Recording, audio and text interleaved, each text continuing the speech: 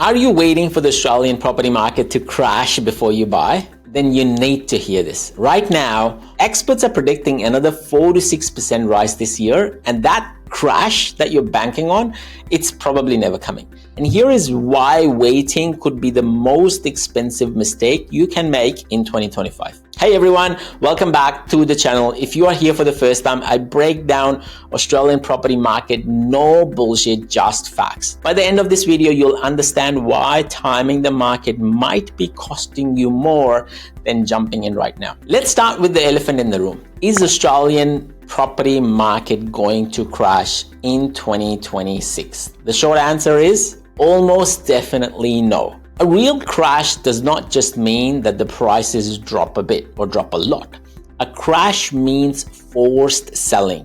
We're talking about mass unemployment, banks tightening their credit so hard that nobody can borrow. And here is the thing most buyers don't realize.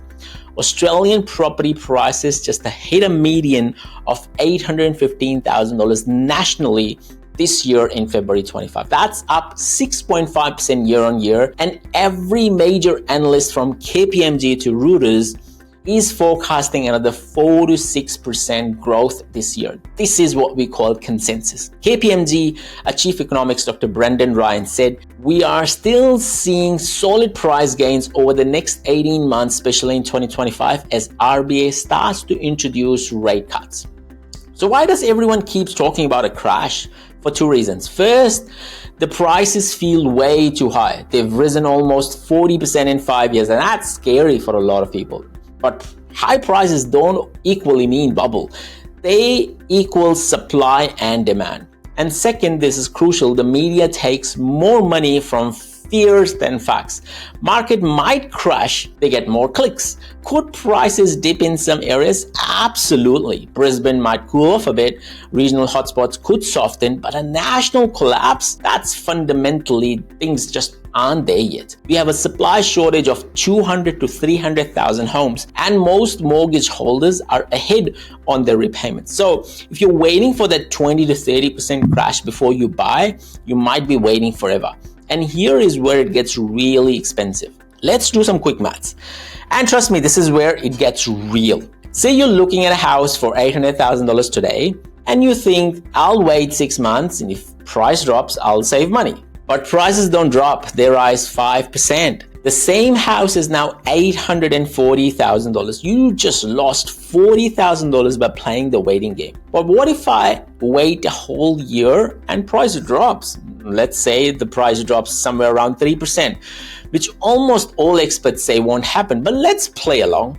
After a year, $800,000 house is now $776,000 and you save $24,000. But here is what you actually lost. 12 months of rent, let's say $2,500 a month, that's $30,000 straight up into your landlord's pocket. 12 months of property growth you would have captured if you bought earlier. 12 months of equity building through mortgage repayments. Suddenly, your saving of $24,000 that just cost you $30,000 plus in rent alone. You're actually worse off financially. That's assuming price drop, which they are not predicted to do so anyway. Most buyers don't think about this holistically. They focus on the purchase price alone, but they forget the cost of waiting, the cost of capital, and here is another cost, the competition. Right now, the market's relatively balanced.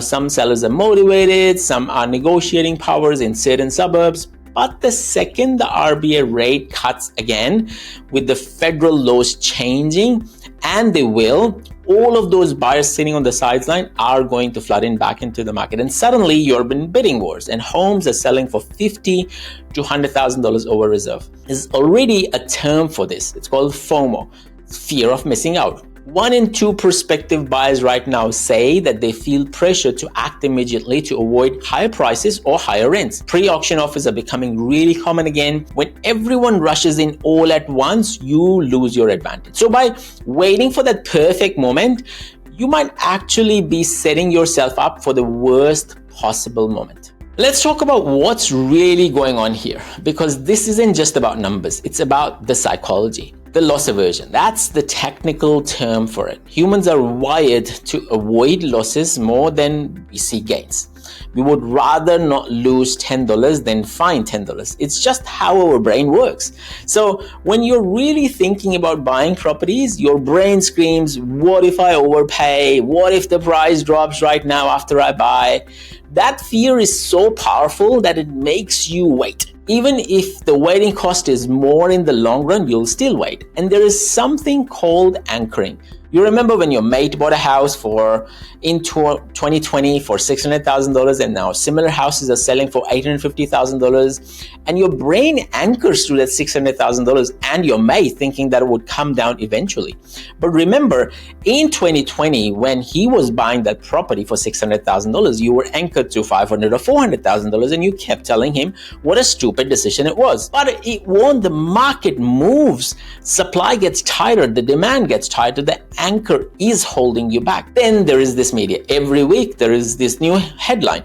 Property bubble is about to burst. The recession fears grows. Expert warns of downturn. These headlines are lies.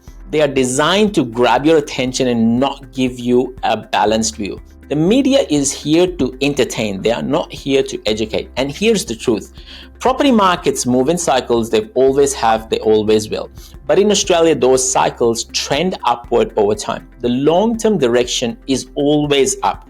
Waiting for that perfect time is like trying to time the stock market. Sure, some people get lucky, but most people who wait just watch from the sidelines as price keeps climbing over time.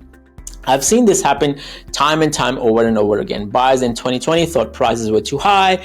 They waited. Now they're priced out completely. Buyers in 2022 thought the rate rise would crash the market. They waited. The price dropped briefly. Then they rode back up again. The pattern is clear. The best time to buy is almost always when you are financially ready. Because, spoiler alert, the market is never perfect. But here is why 2025 actually be one of the smartest times to act. The reason one being the interest rate cuts are coming. The RBA has already cut the rates 3 times in a year. They are sitting at 3.6% right now, and most economics expect at least 2 or 3 more rate cuts by mid-2026. What does that mean for you? Better borrowing capacity, low repayments, and more buyers entering the market. If you buy before those rate cuts fully kick in, you get in at today's prices.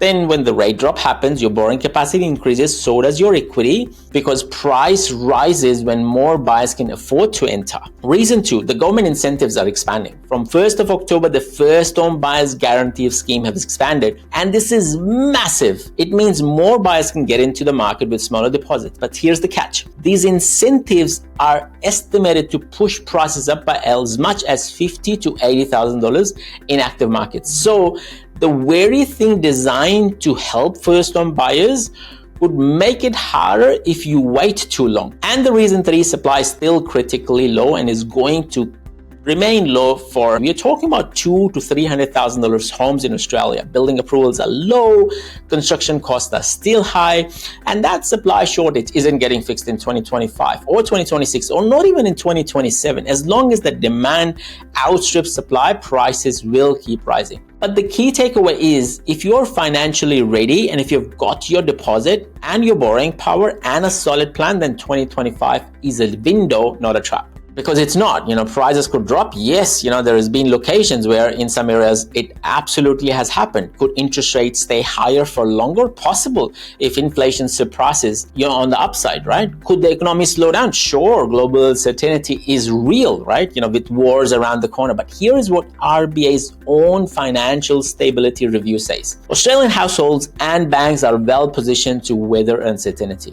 Most borrowers are ahead on their repayments. Banks are well capitalized. The lending standards are strong. In other words, the system is resilient. Now, what if you buy and the prices dip, say 5% next year? Well, if you're holding on to the long-term growth target of 5, 10, 15 years, then that short-term dip won't even matter anyway. Or most properties have muscle memory in place. So even if there is a 5% dip, when the time comes right and the confidence comes back, usually the growth is 2 to 3x the times of the dip. And so if you're buying to flip in, say 12 months, yes, that's risky. Don't do that.